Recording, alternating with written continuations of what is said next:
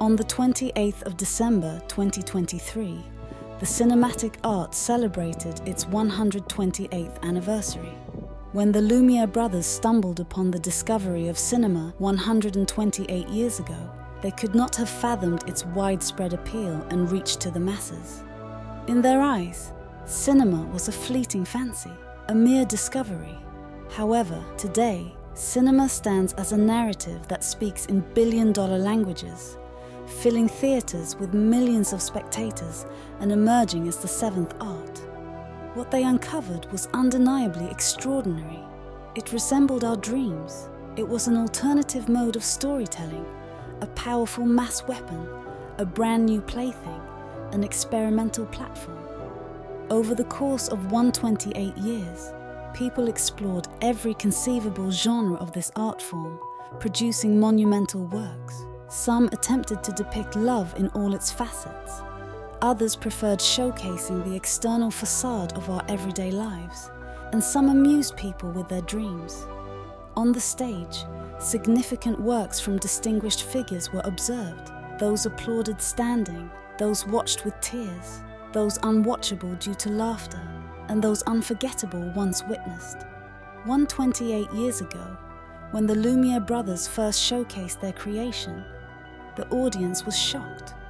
In a 10-second video where a train entered a station, people believed the train was approaching them, marveling at the spectacle. Someone was there that night, enchanted by what he saw, captivated and fell in love. And that love, which began that night, would alter the course of cinematic history. Perhaps even the colossal presence of cinema today owed itself to that individual.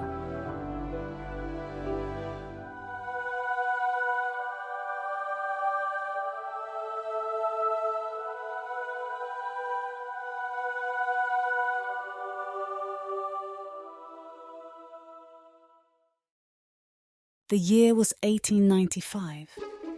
Thomas Edison embarked on a world tour with his newly coined invention, the kinetoscope. The device he developed was a single-eyed film box that rapidly streamed photographs, creating the illusion of motion. Citizens paying 60 cents could place their eyes against the kinetoscope and watch intriguing films shot by Edison and his team. One of the stops for the kinetoscope was in Paris, France. Edison secured a shop on the street of Théâtre Robert Houdin. Among those who witnessed this one-person spectacle was Antoine Lumière, a photographer by profession. Antoine Lumière was so impressed by what he saw that, upon leaving the store, he immediately went to his sons, Auguste and Louis Lumière, urging them to invent something similar. Thus, the creative process of the Lumière brothers' discoveries, which would span 128 years, was set into motion.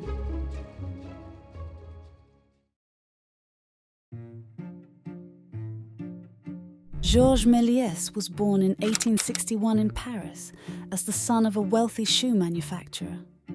Growing up, he watched fairies on the stages of Théâtre du Châtelet and Théâtre de la Gaîté. His interest in art began in childhood, and though he aspired to study fine art, unfortunately, he was vetoed by his father, compelling him to follow the family trade. Consequently, he started working in the shoe factory, where he learned everything about machines and operations. He later married Eugénie Genin, the daughter of another affluent shoemaker. After a while, his father sent him to London to learn the industry. At the time, London was the capital of illusion shows. He spent his days, especially at the Egyptian Hall, immersed in the intricacies of illusion. Upon his return to Paris from London, shoes were no longer on his mind. Méliès shared the city with Jean-Eugène Robert Houdin, one of the greatest illusionists of all time. Théâtre Robert Houdin was one of the city's most famous spots. However, when Mr. Houdin passed away in the summer of 1871, the theatre faced difficulties. While the theatre continued its performances, it underwent several changes in management. In 1888, Father Méliès retired and divided the shares among his children. Méliès, selling his shares to his siblings, acquired the theatre with the money at hand, embarking on the pursuit of his dream job, performing magic. He was good at it.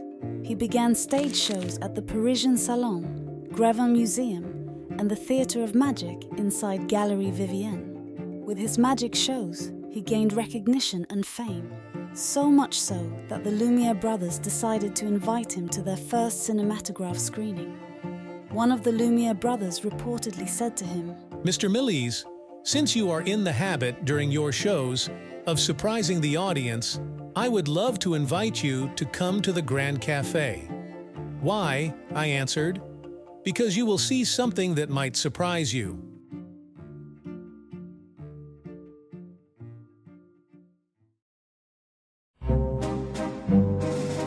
Georges Méliès was among the invited guests at the first screening held on December 25, 1895. Like everyone else, he took his seat. However, he was smarty pants that day. He wasn't particularly impressed by what he saw until the still photographs started to come to life and move. When I first saw his camera projecting still photographs, at the beginning I said, "You bothered me for projections. I've been doing them for 20 years. Nothing extraordinary about them." Then suddenly, I saw the character moving, coming toward us. A few minutes later, a train launched. It almost went through the screen, straight into the audience. We were all, I must say, absolutely astounded. I immediately thought, that's my business, an extraordinary thing. After the screening, he promptly approached the Lumiere brothers and inquired about purchasing the machine from them. However, the Lumiere brothers, believing that cinema would not catch on, refused to sell him the machine. He was disheartened, but he didn't give up.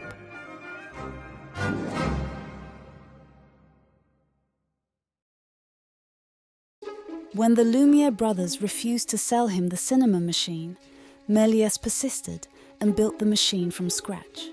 Once completed, his first destination was the streets. He ventured out, capturing the crowds, recording natural scenes from daily life, akin to the Lumiere brothers. Then something interesting happened. The machine experienced a glitch. Suddenly, it started working again. The resulting images surprised him. The people walking on the street had disappeared, replaced by others. This glitch marked the turning point that steered Georges Méliès in the history of cinema. It was simply a camera freeze that occurred while I was filming the cars on Opera Square.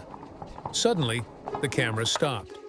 By the time we fixed it, the cars' placements had changed, and I was surprised during editing to suddenly see, instead of a Madeleine Bastille omnibus, a hearse, and the whole family that followed.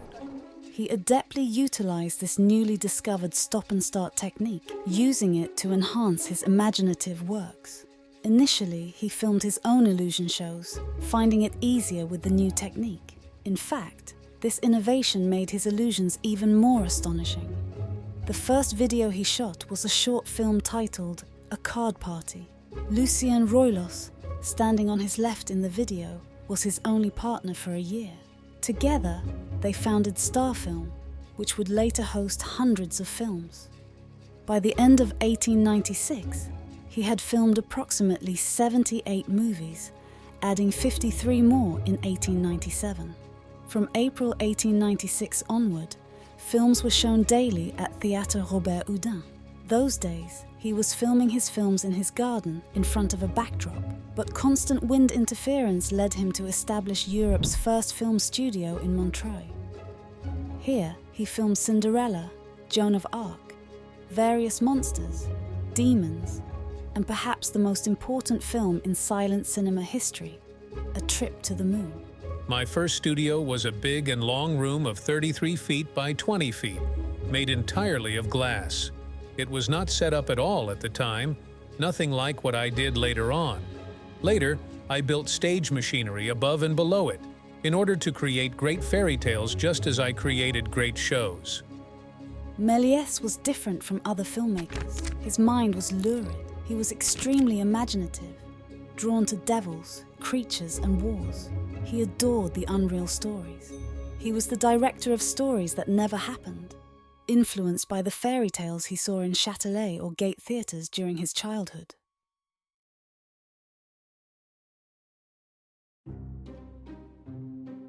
We can understand his exceptionally different mind through his famous film, A Trip to the Moon. During an era when something deemed impossible by human standards found a place in his mind. What if people went to the moon? He always had a fascination with the moon. In films shot before 1902, the moon descended to the Earth, taunting his characters. However, in 1902, Méliès's characters decided to go to the moon and taunt it. The film's shoot, consisting of 30 scenes, took 3 months. But the effort was worth it, as Méliès is primarily remembered today, especially for A Trip to the Moon. Charles Pathé, an influential figure of the time, produced a similar film titled Excursion dans la Lune, after Méliès' A Trip to the Moon. In fact, Charles Pathé copied Méliès in many of his films. And he wasn't alone. Many directors of that era were directly copying Méliès' films, such as Segundo de Chaumont and Ferdinand Zecker. He was the one who could detach his head and place it on the table, inflating it like a balloon, as well as compose songs by drawing musical notes with his head. He created demons that troubled the chef in the kitchen and made paintings come to life to entertain. He initiated the horror genre, owned the first science fiction film, and was even one of the first owners of colour films. From the year he took the camera in his hands in 1896 until 1913, Méliès directed a total of 520 films. He wasn't merely behind the camera, he was involved in almost every aspect of film production. In most of his films, he played the lead role. He had a hand in the design of sets and drawings, exploring depth in scenes with the backgrounds he designed. He was a hyperactive character. Instead of writing scripts while filming, he preferred to keep the story in his mind. Most likely, the period between 1896 and 1913 was the most beautiful time of his life.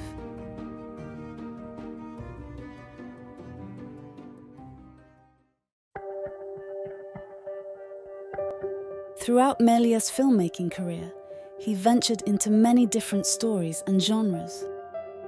While he predominantly left his mark on fantastical works, he occasionally delved into significant subjects. One such instance was his direction of the Dreyfus Affair in 1898. At that time, people relied on newspapers for information as there was no concept of video news. Taking advantage of this absence, Méliès transformed the scandal into a film, creating the first political film in history. In the movie, he even portrayed Dreyfus's lawyer, Laborie. Despite venturing into various genres, from advertising to medieval films, during the active years of star film, Méliès's preference was evident. The Extravaganzas, also known as trick films. Méliès's business was flourishing at first, to the extent that at one point in 1907, he established a second studio, enabling him to shoot 2 films simultaneously. In February 1909, he assumed the presidency of the Film Publishers Congress held in Paris. This congress attracted pioneers of the time, such as Léon Gaumont, George Eastman, and Charles Pathé.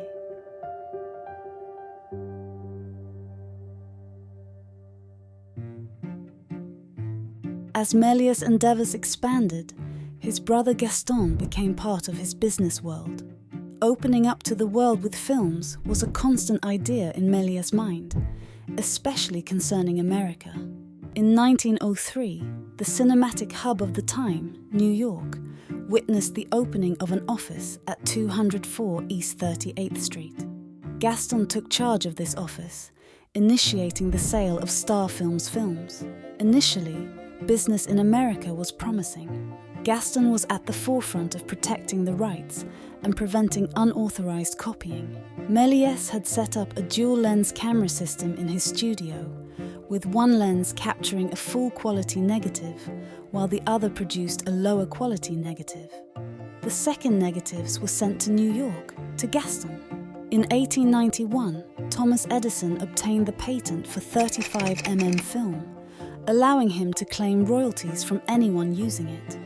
In 1908, he established the Motion Pictures Patent Corporation, MPPC. Gaston wanted to join the MPPC so that Méliès films could easily be brought to America and distributed. However, Edison, aware of Méliès' popularity, rejected the request. In response, Gaston began producing his own films. In the firm named Méliès Manufacturing Company, he made westerns, dramas, and comedies. Gaston was aware that his brother Méliès' style was losing its appeal, at least in America, where the audience was more interested in these genres. After the 1910s, the cinema industry shifted from New York to California. In 1911, Gaston moved the company to California, but his time there did not go well. During this relocation, his team left him for other companies. New directors, like D.W. Griffith and Thomas H. Ince, were emerging, making entirely new styles of films, further diminishing interest in Méliès films. By 1913, Georges and Gaston had differences leading to a heated argument. Whatever transpired between them, the two brothers never saw each other again. Before leaving America, Gaston sold 50% of the company to the Vitagraph Company in Brooklyn. Gaston also stored his negatives in his friend's basement since they were not financially valuable. Upon parting ways in America, Gaston traveled to various places, producing a series of less successful films.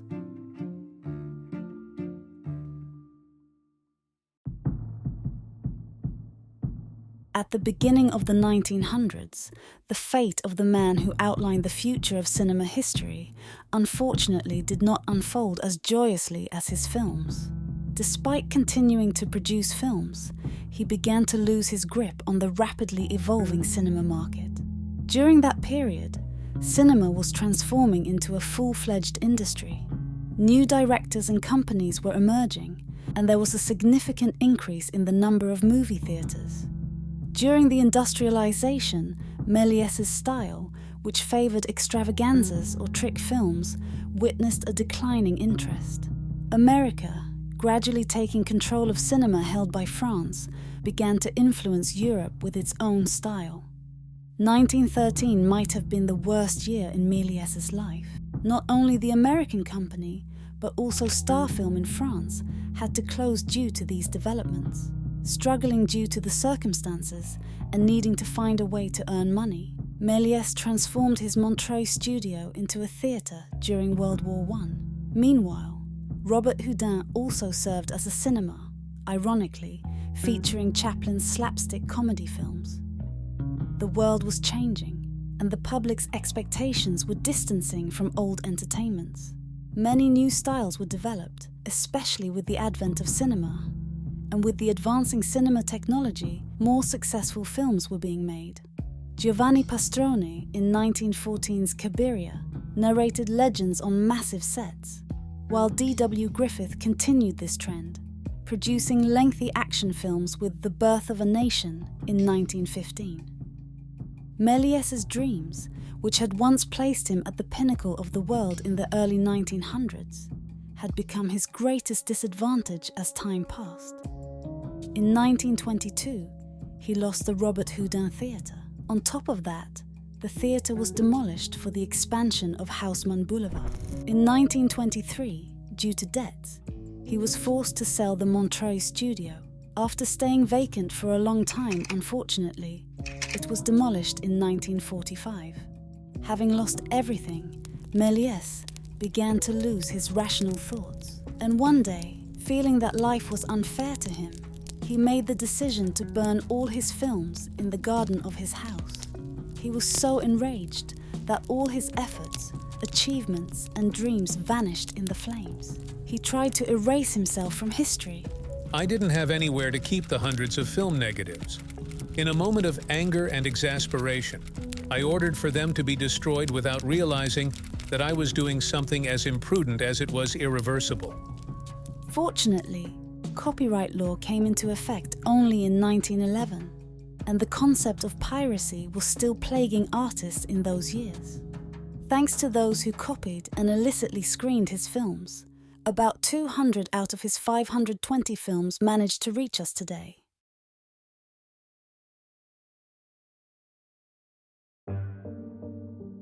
Méliès, unable to put his affairs in order, had raised the flag of bankruptcy. After burning his films, Méliès, who withdrew into seclusion, opened a small toy shop at the Paris train station and completely turned his back on cinema. Between 1925 and 1932, along with his wife Johanna Dalcy, he made a living by selling toys for 15 hours a day at the Montparnasse train station. In his free time, he painted famous scenes from his films. It was evident that he couldn't forget them, but what he didn't know was that others hadn't forgotten him. In 1929, two new cinephiles of the younger generation, Jean-Placide Mauclair and Paul Gibson, happened to see him at the Montparnasse train station and began to visit him regularly. These two cinephiles, familiar with Méliès's films and his reputation from years ago, started working to restore Méliès's fame. In December 1929, Mauclair organised a special night for him at Salle Pleyel. During this gala, 8 damaged films by Méliès were screened. In 1931, France awarded him the Légion d'honneur and provided him with a monthly allowance. Economically gaining a slight relief, Méliès settled in Château d'Orly with his wife in 1932. His granddaughter Madeleine, whom he had been looking after since 1930, joined him. During his time at Château d'Orly, Méliès was visited by many important figures. Henri Langlois, who would later establish the Cinémathèque Française, Georges Franju, who would make a documentary about him in 1952, the Italian painter Mima Indeli, the father of animation Emile Cole, the director of many early classics Karl Laemmel, and the famous Dada artist Hans Richter were among those who visited him. During his time at Château d'Orly, Méliès had the chance to appear in front of the camera again. His last work was a cigarette advertisement. However, this cigarette commercial was like proof of why his films were no longer being watched. It was evident that Méliès, who was still making advertisements using the tricks of the early 1900s, was far behind the times. Méliès passed away in 1938, spending his remaining years conversing with those who visited him and searching for his lost films. Little did he know that after his death, filmmakers would inscribe his name in golden letters all around the world. Those who knew him, who knew what he had done, would somehow work for him to be remembered and for his name to reach the future. One of them was his granddaughter, Madeleine Maltête Méliès. In 1943, Henri Langlois hired Madeleine as a secretary at the French Cinémathèque. After starting her job, Madeleine began to work diligently for her grandfather. In 1948, an exhibition entirely dedicated to her grandfather was organized. But the problem was that they didn't have many films in their possession, because almost all of Méliès' films that have survived to this day were found after the 1950s, and the stories of how they were found are entirely an adventure.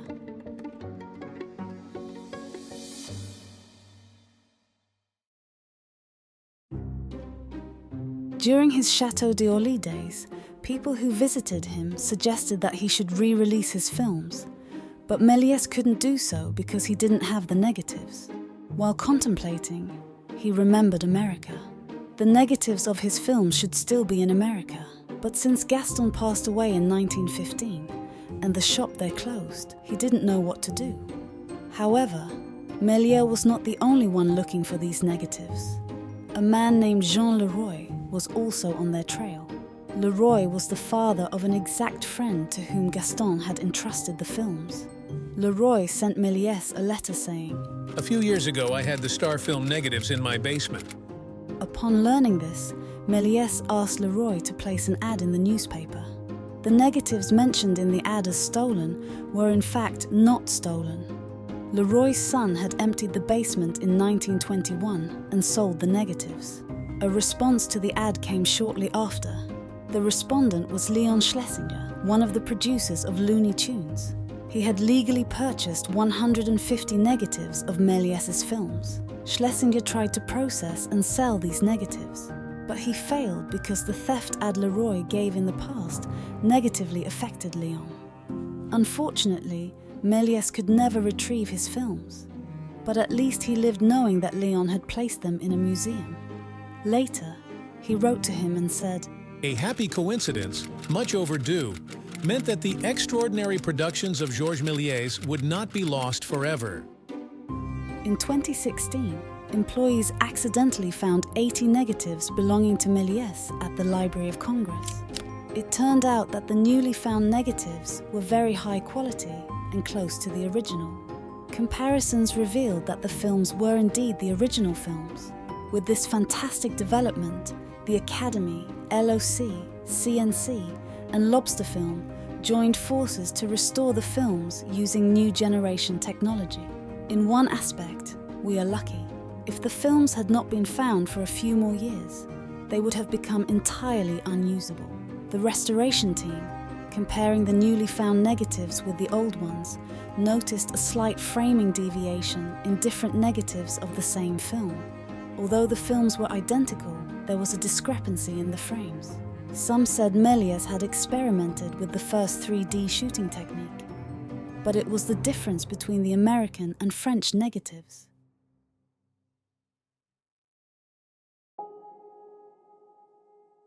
Georges Méliès might be even more beloved today than during his famous era. He is the first name mentioned in all cinema history books after the Lumière brothers. The changing interests of the audience do not alter the fact that he was someone ahead of his time. Méliès films still possess an energy, storytelling, set design, and experimental oddities that captivate, surprise, and enchant people even today. Méliès laid the foundations of the cinema we love today with his imaginative creations. While everyone was capturing the daily life of the street, he brought dragons, devils, and fairies into his frame.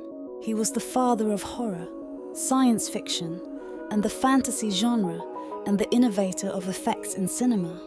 Today's world offers us opportunities that were never owned before. Going back to the past has never been easier. That is why examining the past is crucial to understanding the future better and avoiding the same mistakes. For this very reason, remembering Georges Méliès and what he produced is essential. It is a duty to remind us of who laid the foundations of the cinema we love today. Remember, if we love cinema today, it is because of Méliès.